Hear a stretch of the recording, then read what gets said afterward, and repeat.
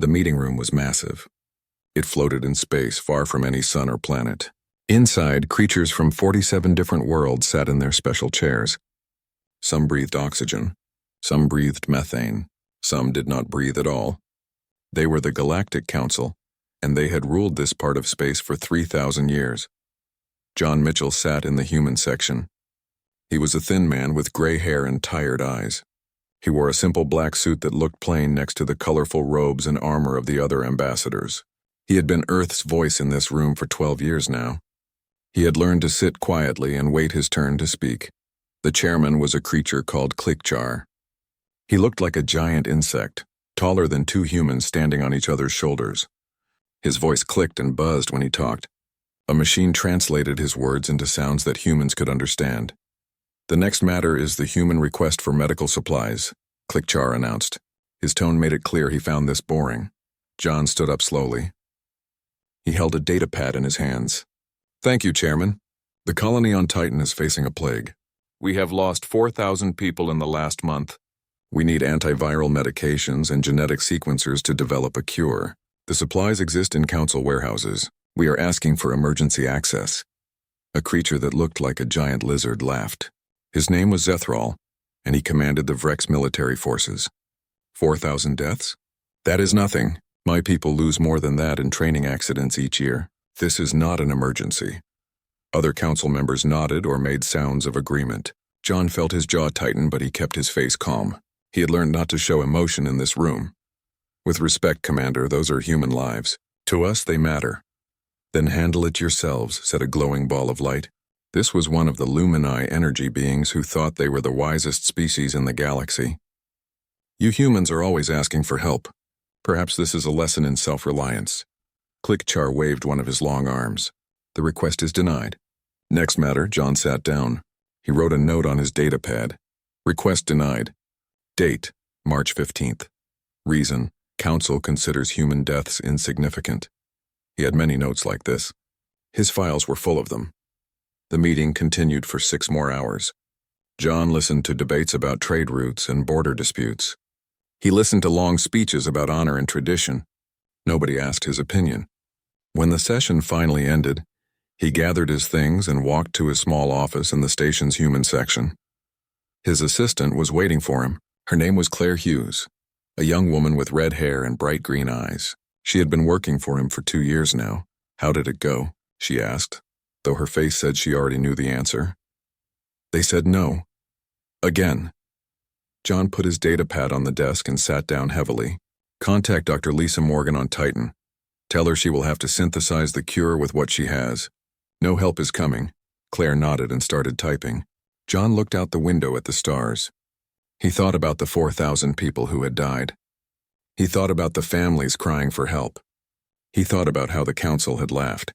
This was not the first time. It was never the first time. 2 years ago, human merchant ships had been attacked by pirates in the Outer Rim. 20 ships destroyed. 300 people killed. John had presented evidence, tracking data, and identification of the pirate bases. The council had called it an internal matter and told him to handle it himself. 3 years before that, a human science team had discovered signs of intelligent life in the Abyss sector. The council had sent their own team, taken credit for the discovery, and never mentioned the human scientists who had done the actual work. 5 years before that, Earth had asked permission to expand into 3 uninhabited star systems. The request had been denied because a council member species might want those systems someday. Maybe, in the future. No specific plans, just the possibility. John had files full of these incidents. 15 years of them, stretching back before he had become ambassador. His predecessor had kept records too, and the ambassador before her. The pattern was always the same. Humans asked. The council said no. Or the council took credit. Or the council simply ignored the request entirely. But humans kept working. They kept trading, kept researching, keeping fixing things, because that was what humans did. They saw problems and they solved them. They saw broken things and they fixed them, even when nobody thanked them, even when nobody noticed. John opened his private files. He looked at reports from human colonies across council space. Reports the council never read. Numbers the council never checked. Human engineers maintained 63% of the station's life support systems. Human technicians repaired communication arrays on 40 worlds. Human doctors staffed emergency clinics in 30 systems. Human scientists published more research papers than any 3 other species combined. But in council meetings, humans were treated like children. Useful children, maybe, but children nonetheless. Species to be tolerated and occasionally patted on the head. Never species to be respected. 6 months ago, something had changed. Dr. Lisa Morgan, working on a science vessel called the Pathfinder, had discovered a cure for something called the Bleeding Death. This disease was killing millions of Kentari people. The Council's own scientists had been trying to cure it for 10 years. They had failed.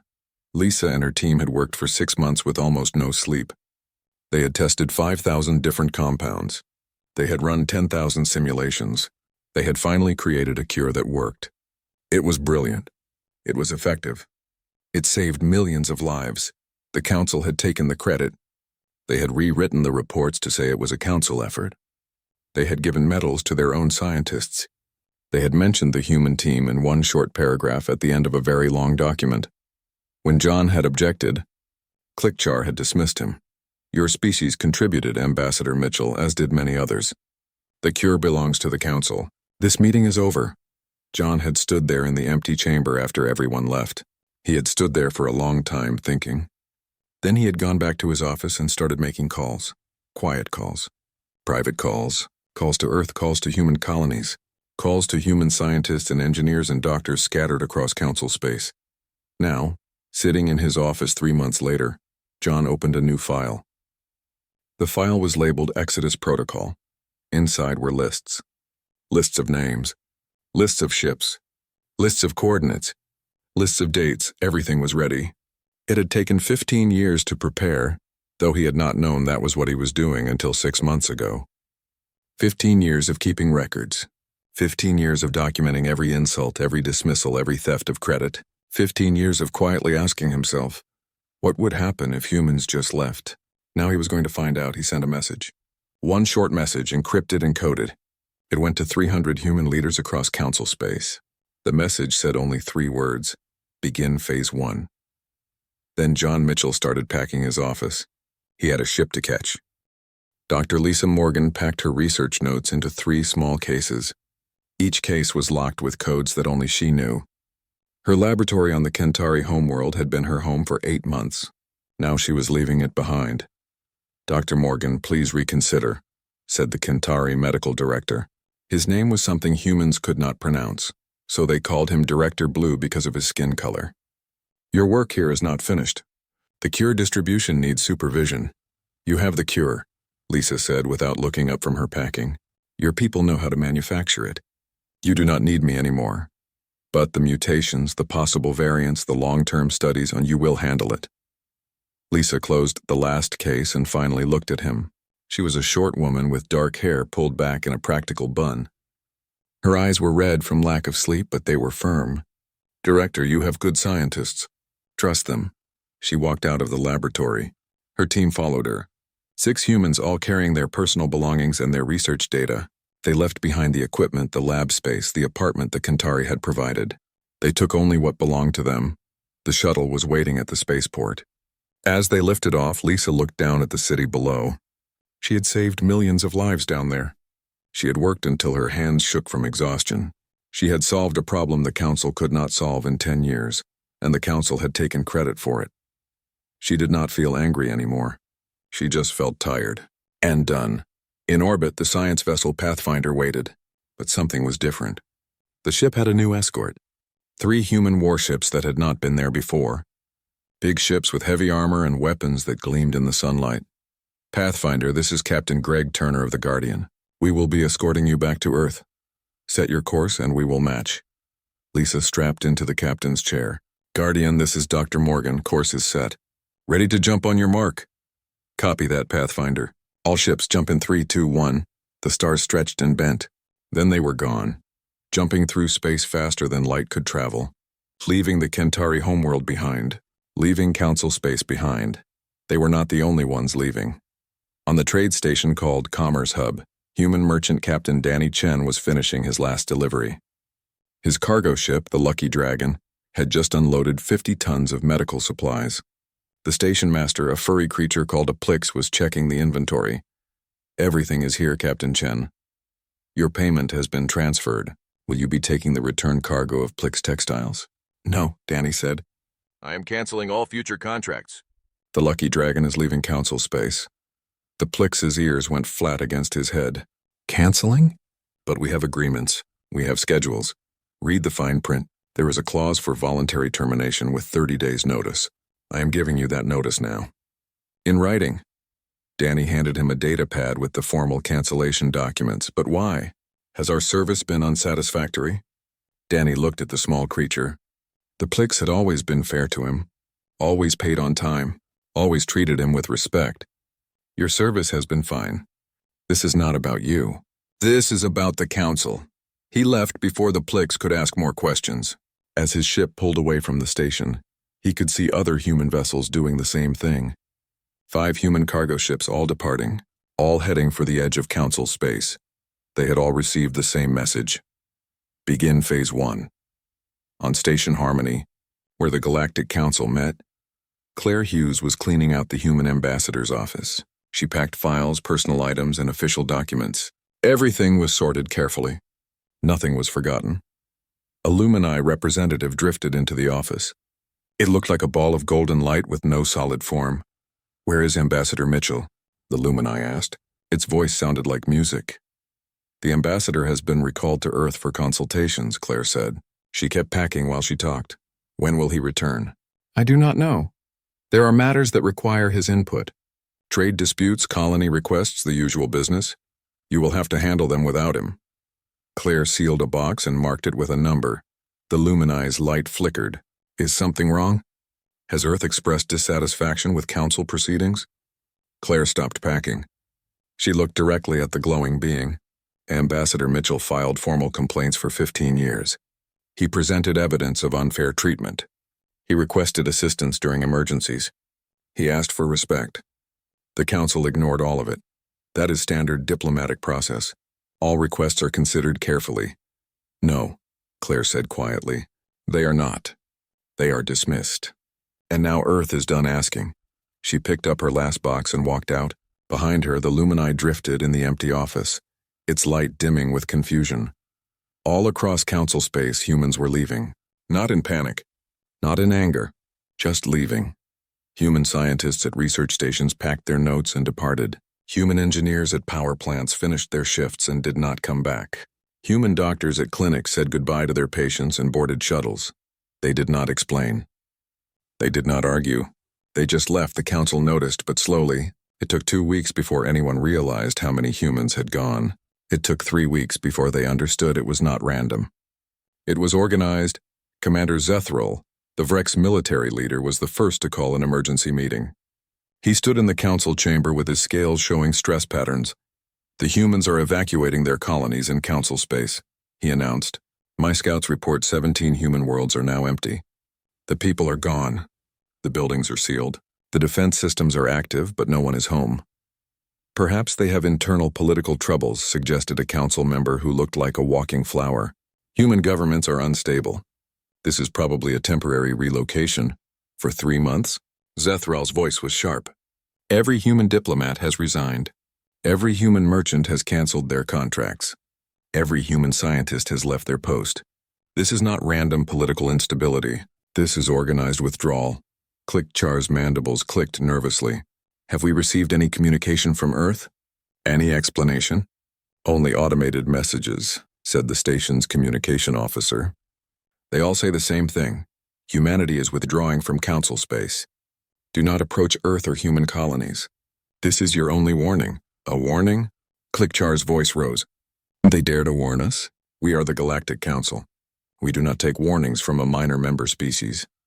"Perhaps we should ask why they are leaving," said Senator Helen Cross. She was one of the avian Pleiadians covered in gray feathers. Her species was known for careful thinking. "What did we do to cause this reaction?" "We did nothing," Click-Ral declared.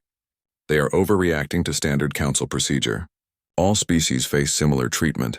It is not personal, is it not?" Helen pulled up data on her screen. "I have been reviewing the records. In the last 5 years alone, humans submitted 147 formal requests to the Council. Only 8 were approved. The rest were denied or ignored.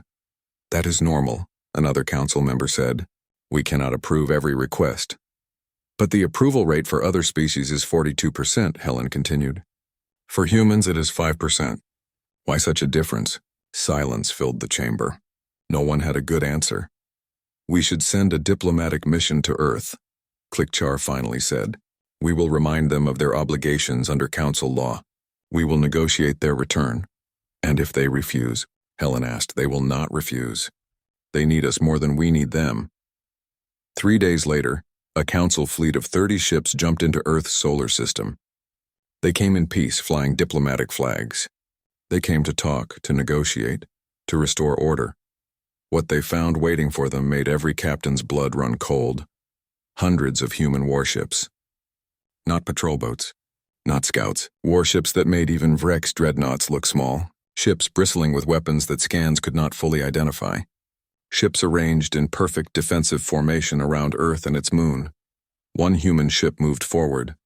It was huge, larger than anything the Council had seen humans build. Its name was painted on the side, Guardian. A message came through. A human voice, calm and firm. This is Captain Greg Turner. You are not welcome here. Turn back now. The Council fleet commander was a dignified Lumini named Bright Thought. He sent a return message, we come in peace. We wish only to speak with Earth's government. Earth's government has nothing to say to you, leave. The Council requests, the Council has no authority here. You have 10 minutes to begin your jump calculations.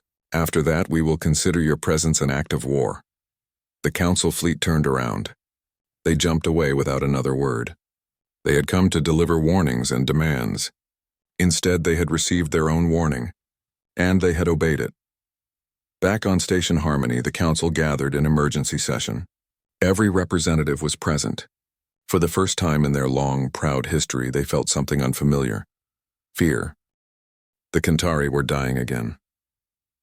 3 months after Dr. Lisa Morgan left their world, the bleeding death came back.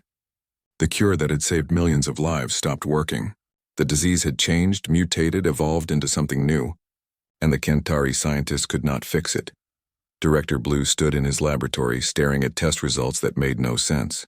His hands were shaking. Outside his window, he could see the hospitals filling up again. The death counts were rising. 50 people a day, then 100, then 500. We need to contact Dr. Morgan, he said to his assistant. We need the humans to come back. We have tried, Director. Earth does not answer our messages. The human embassy is empty. There is no one to contact. Then contact the Council. They must force the humans to help us. His assistant looked at him with sad eyes. The Council says they cannot. The humans have withdrawn from Council authority. They do not answer to anyone anymore. Director Blue sat down heavily. His people were dying because he could not do what one human woman had done. He had spent his whole life studying medicine.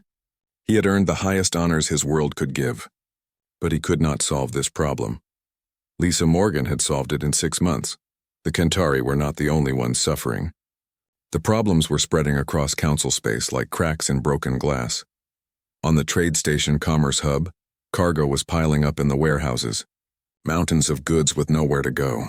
The Plick station master walked through the storage bays with growing horror. Before the humans left, 40% of all cargo ships had been human vessels.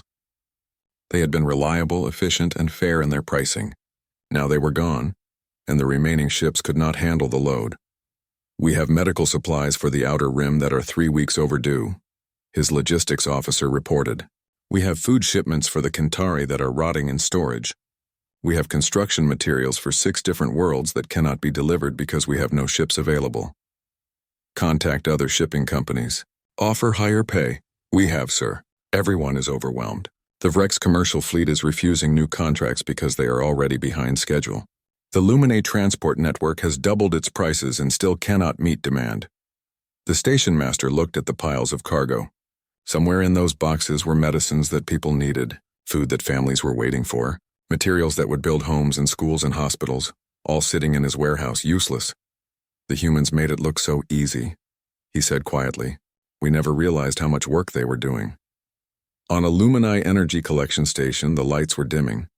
The Lumini needed energy to survive, and they gathered it from special crystals that came from the deep nebula. Human ships had transported 90% of those crystals. Now the supply chain was broken. Bright morning, the station administrator was trying to ration energy for the first time in 200 years. She had to decide which facilities would get power and which would go dark. Schools or hospitals, homes or factories. How long before the next crystal shipment arrives? She asked. 6 months, her aide replied. The non-human shipping companies say they need time to modify their ships for nebula navigation. The humans had special training for that route. 6 months. Bright morning's people could not survive 6 months on rationed energy. They would start to fade, to lose their coherence, to simply stop existing. Contact the council. This is an emergency. The council says to manage with our reserves, and we have no reserves. We never needed reserves before. The aide had no answer to that. On Station Harmony, the council's own problems were multiplying. The massive space station had been built over centuries. Millions of beings lived there. Thousands of systems kept them alive, and those systems were failing. The life support system in Sector 7 shut down for 3 hours. 200 beings nearly died before engineers got it working again. The communication array started producing strange errors, sending messages to wrong destinations. The gravity generators in Sector 12 fluctuated, making people float and then slam back down. The chief engineer, a methane-breathing Grothan named Solid Worker, was working 20-hour days trying to fix everything. I do not understand, he told his team. These systems were maintained regularly. They should not be failing like this. A junior engineer pulled up maintenance records. Sir, the humans did most of the deep maintenance. They worked on the core systems, the backup systems, the redundant safety systems. We other species only did surface repairs. That cannot be true. We have capable engineers. Yes, sir. But look at the records. 70% of all core system maintenance was logged by human engineers. They did the difficult work, the dangerous work, the work that required understanding how all the systems connected to each other. Solid Worker looked at the records. His face went dark with shame. We took their work for granted. Yes, sir. Can we learn to do what they did? Eventually, sir. But it will take years to understand all the systems they maintained, and we do not have years. We have weeks, maybe months before something critical fails. The meeting chamber of the Galactic Council was full. Every representative was present. Many looked frightened. Some looked angry. All looked confused. Senator Helen Cross stood at the central podium. She had been working for weeks, compiling data, checking records, calculating numbers. Now she had to tell the council the truth they did not want to hear. Humans represented 3% of the council's total population. She began. Her voice was clear and calm. But they performed 28% of all scientific research. They published 41% of all new medical studies. They maintained 39% of all infrastructure systems across council space. She pulled up graphs and charts on the large displays, numbers that could not be argued with. They operated 40% of all cargo vessels. They trained 60% of all emergency medical technicians. They wrote 51% of all technical manuals. They designed or improved 70% of Rex military hardware. The chamber was silent. Even Commander Zethral had stopped objecting. We did not lose a minor member species, Helen continued. We lost the foundation that our entire civilization was built on. And we never noticed because they did their work quietly. Without demanding credit or recognition, they just did the work that needed doing. How is that possible? Asked a council member. How could one species contribute so much without us knowing? Because we did not want to know, Helen said simply. We convinced ourselves that we were superior, that we were teaching the humans that they needed us. The truth is exactly opposite. We needed them desperately, and we treated them terribly. Clickjar's mandibles clicked rapidly. The chairman looked older than he had 3 months ago. What do we do now? We are already doing it, Helen replied. We are failing. Trade is collapsing. Infrastructure is breaking. Medical care is declining. Species are dying. And it will get worse before it gets better, because we cannot replace what the humans did. Not quickly. Maybe not ever. Commander Zethral stood up. The proud warrior's scales were dull, his posture defeated. My fleet is combat ineffective. Without human maintenance, our weapons systems are failing. When pirates attacked the colony at Border's Edge last week, Our ships could not get their targeting computers online. The colony fell in 4 hours. 300,000 Vrex died while we watched helplessly. He looked around the chamber. I mocked the humans. I called them weak. I laughed at their short lifespans and emotional nature. I was wrong. They were not weak. They were holding us up, and I was too proud to see it. Other representatives began to speak, sharing their own disasters. The Pleiadians could not maintain their atmospheric processors. The Grothan mining operations were shutting down because human-designed safety systems no longer worked.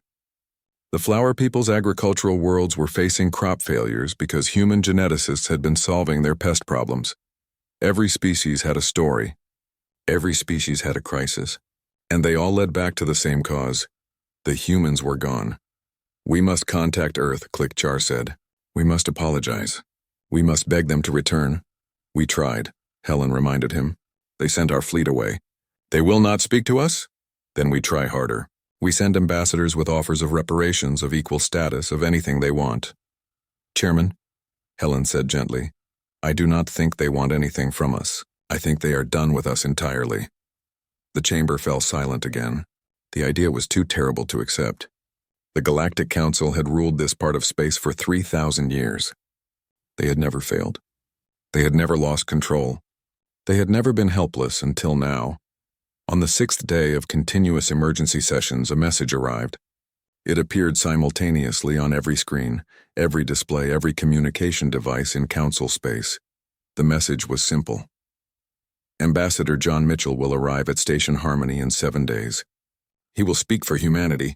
Listen carefully because he will not repeat himself. The Council had 7 days to prepare. 7 days to decide what to say, what to offer, what to beg for. 7 days to face judgment. The 7 days passed slowly. The Council prepared speeches, offers, and arguments. They practiced apologies and drafted treaties. They argued about who should speak and what should be said. Chairman Clickchar barely slept. He spent his nights reviewing everything he had said to John Mitchell over the years. Every dismissal, every interruption, every casual insult, they added up to a mountain of shame. On the 4th day, he recorded a personal message. He did not ask the Council's permission. He simply spoke from his office, alone, with no aides or advisors. Ambassador Mitchell, this is Chairman Clickchar. I speak not as chairman, but as one being to another. I was wrong. We were all wrong. We took your people for granted. We dismissed your concerns. We disrespected your achievements. We treated you as servants when you deserved to be treated as equals. I do not ask for forgiveness because I know we do not deserve it. I ask only for the chance to make things right. Please talk to us. He sent the message on every frequency. He made sure it played on every screen in Council space. Within hours, billions of beings had seen their proud chairman admit he was wrong. Some Council members were angry that he had apologized without their approval. Others were relieved someone had finally said what needed saying. But everyone watched the message and wondered if it would make any difference. The message went out to Earth. There was no response. Senator Helen Cross spent the 7 days talking to other species. She wanted to understand the full extent of the damage. What she found was worse than she had imagined. The Kentari were dying by the thousands each day. Their government was close to collapse. Riots had broken out in 3 major cities as people demanded help that was not coming. The Lumini energy crisis was spreading. 5 stations had already gone dark. The beings there had simply faded away, unable to maintain their form without energy. It was not death exactly, but it was close enough. The Grothan mining worlds were evacuating. Without working safety systems, the mines were too dangerous to operate. Entire colonies were being abandoned. The metals and minerals that hundreds of species depended on were no longer being extracted. 17 different species reported food shortages. Agricultural worlds could not produce enough without human genetic expertise. Transport networks could not deliver what little food was available. People were hungry. Soon they would be starving, and there were smaller disasters too. A school on one world could not open because the humans had maintained the translation system, and now nobody could communicate. A hospital on another world had to close entire wings because medical equipment stopped working. A power plant that provided energy for 5 billion beings had shut down because nobody understood the human-designed control system. Helen compiled it all into one massive report. She titled it, "The Cost of Pride." When she showed it to the council, many representatives left the chamber. They could not bear to see what their arrogance had caused. On the 7th day, John Mitchell's ship appeared at the edge of council space. It was a small diplomatic vessel traveling alone. No escorts, no weapons, just one man coming to say whatever he planned to say. Station Harmony prepared for his arrival. The grand meeting chamber was cleaned and decorated. Every representative took their seat. Guards stood at attention. Cameras recorded everything for the historical record. The small ship docked. John Mitchell walked through the airlock and down the corridor. Station workers stopped to watch him pass. Some whispered, some stared. Nobody spoke to him. He walked into the meeting chamber exactly on time. He wore the same simple black suit he had always worn. His hair had more gray in it now. The lines on his face were deeper. But his eyes were clear and certain. He carried nothing. No data pads, no notes, no prepared speech. He simply walked to the center of the chamber where speakers traditionally stood. He looked slowly around at every representative present. The silence was complete. "I will not waste time with pleasantries," John began. His voice was calm, but it carried to every corner of the vast space. "Humanity is not returning to the Council. That decision is final. It is not open to negotiation. I am here only to explain why, and to tell you what happens next." Klikchar started to speak, but John held up one hand. The chairman fell silent. "For 200 years, humanity contributed to Council space. We gave our knowledge, our labor, our lives. We asked for very little in return. We asked only to be treated with basic respect and dignity. We were denied even that." John's voice remained level, but each word fell like a stone into still water. "When we needed help, you ignored us. When we achieved breakthroughs, you took credit. When we spoke, you did not listen.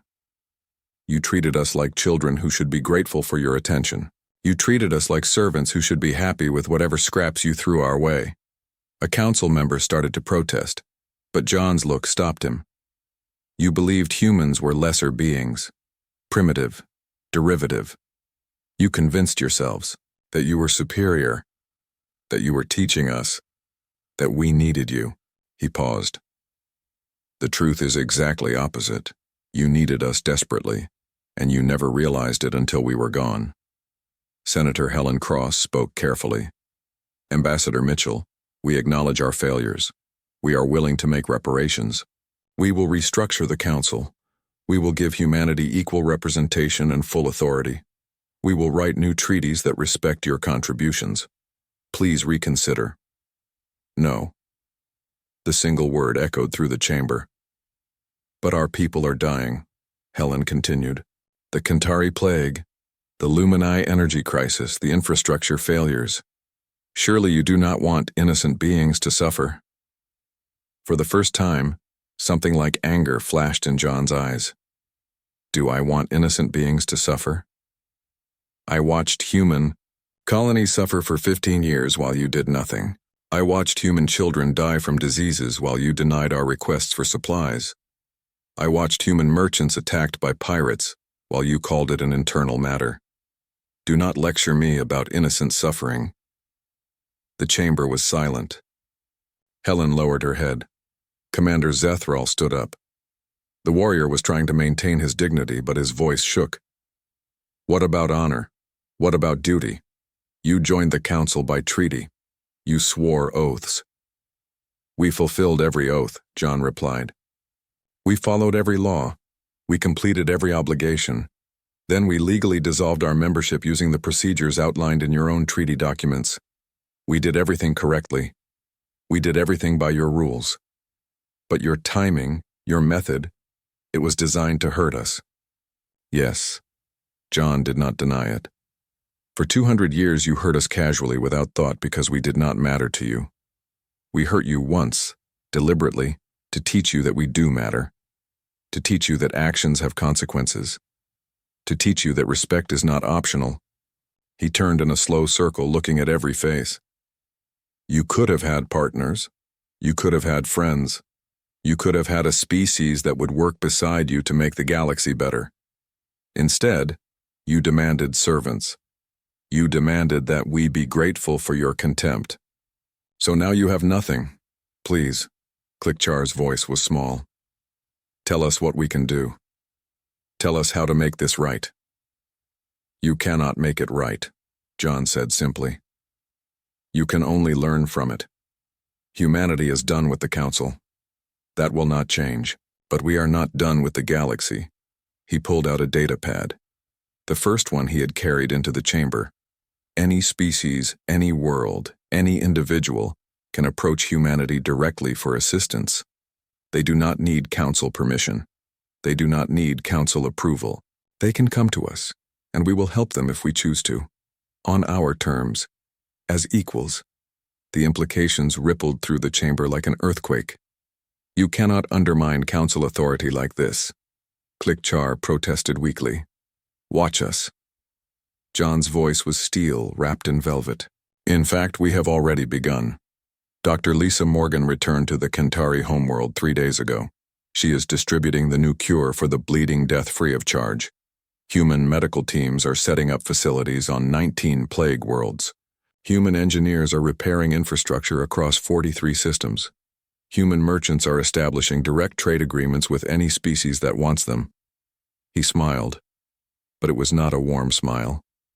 We are doing everything we did before, but now we answer only to ourselves and to the species we choose to help. We will not ask your permission. We will not report to your committees. We will not submit to your oversight. You wanted us gone, so we left. But we took our principles with us, and anyone who wants to work with us directly is welcome to do so. The chamber erupted. Representatives shouted questions, demands, protests. But John Mitchell simply turned and walked toward the exit. Before he left, he stopped and looked back one final time. The Council will survive. You will continue to pass your laws and hold your sessions and pretend you matter, but you will do it without us, and without any species that chooses humanity over you. The door closed behind him with a soft sound. Final. Complete. Clickchar sat in his chair, the weight of failure crushing down on him. Around him, representatives argued and blamed and schemed. But they all knew the truth. The Council had ruled this part of space for 3,000 years. They had been the center of civilization, the source of all authority, the final word on all matters. Now they were just one option among many, and most species were choosing the other option. The changes came quickly after John Mitchell left. Within a week, everything was different. Director Blue stood at the spaceport on the Kentari homeworld, watching the human ships land. Dr. Lisa Morgan walked down the ramp of the first vessel, carrying her equipment cases. Behind her came 20 more human doctors and scientists. Dr. Morgan, Director Blue said, his voice breaking. You came back. Of course I came back. Lisa set down her cases and looked at him. Your people are dying. That was never acceptable to me. The Council taking credit for my work. That was about the Council. This is about saving lives. The Council said you would not help anyone anymore. The Council does not speak for us. Lisa gestured to her team. We are here because we choose to be here. Because you asked us directly and we said yes. No Council approval needed. No paperwork. No committees. Just you asking and us answering. Over the next month, the Kentari plague was controlled again. Lisa's team did not just treat the current outbreak. They trained Kentari scientists. They shared their research methods. They explained how they thought about problems and solved them. Why are you teaching us all this? Director Blue asked. Is this not valuable knowledge? Knowledge is only valuable if it is used, Lisa replied. We are not trying to keep you dependent on us. We are trying to make you independent. That is what partners do. The Kentari government made a decision. They formally withdrew from the Galactic Council. They declared humanity their closest allies. They closed their council embassy and opened a new one on Earth. They were the first species to choose humanity over the Council. They would not be the last. On the Lumini energy stations, human engineers worked alongside glowing energy beings to fix the crystal supply chain. Captain Danny Chen and his cargo ship Lucky Dragon made the dangerous journey into the deep nebula, something he had done hundreds of times before. Other human merchants followed. "Why did you come back?" Bright Morning asked him when he delivered the first crystal shipment. "The Council dismissed your concerns when you asked for better protection on this route." "I did not come back for the Council," Danny said. "I came back for you. Your people were always fair to me. You paid on time. You treated my crew with respect. So when you contacted Earth directly and asked for help, I volunteered. But the danger, the radiation, the navigation hazards, still there," Danny agreed. "But now I am being paid fairly for the risk. And I am working for people who appreciate the work. That makes all the difference." The Lumini also withdrew from the Council. Their ships, their stations, their energy networks all declared independence. They formed a direct partnership with humanity. 2 species gone. The Council tried not to panic. On Station Harmony, the infrastructure continued to fail. Chief Engineer Solid Worker and his team struggled with systems they did not fully understand. People died when life support failed. Ships were damaged when the docking systems malfunctioned. The station that had been the pride of the Council was slowly falling apart. Then a message arrived from Earth. A simple offer. Human engineers are willing to help repair Station Harmony. Not as Council members, as independent contractors. You will pay fair wages. You will provide safe working conditions. You will treat our people with respect. If you agree to these terms, send a response. The Council debated for 3 days. Some members thought it was beneath their dignity to hire humans like common workers. Others pointed out that the alternative was watching the station collapse. Clickchar made the decision. Send the acceptance. Agree to all their terms. 20 human engineers arrived the following week. They worked 12-hour days, fixing critical systems, training Council engineers, writing clear documentation in simple language. They did not socialize with Council members. They did not attend diplomatic functions. They did their jobs and went back to their quarters, but they did their jobs well. Within a month, the most critical failures were repaired. Within 3 months, the station was stable again. The Council tried to thank them with a formal ceremony. The humans declined. "We did not do this for recognition," the team leader said. His name was Paul Grant. "We did this because we were paid to do a job. The job is done. Now we are leaving." "But there is more work to be done," Solid Worker protested. "We need you to stay. Then hire us again. Send another contract. We will consider it." Paul picked up his tools. "Or better yet, use the documentation we wrote. We explained how everything works. Learn to fix your own systems." They left. The Council was left with manuals written in clear, simple language that even junior engineers could understand. The humans had not just fixed the problems. They had taught the Council how to fix them in the future. It was more respect than the Council had ever shown humanity. Over the following year, 17 species withdrew from the Galactic Council. Each one contacted Earth directly. Each one formed independent partnerships with humanity. The Council's Grand Chamber, which had once held representatives from 47 species, now held only 30. Trade networks reorganized around human coordination. Medical care improved as human doctors shared their knowledge freely. Infrastructure across hundreds of worlds was upgraded with human assistance. But humanity did not rebuild the Council under a different name. They did not create a human empire. They did not demand tribute or obedience. Instead, they built something new. A network of equal partnerships. Species working together because they chose to, not because they were forced to. Problems solved through cooperation, not bureaucracy. Help given freely to those who asked respectfully. It was not perfect. There were disputes and disagreements.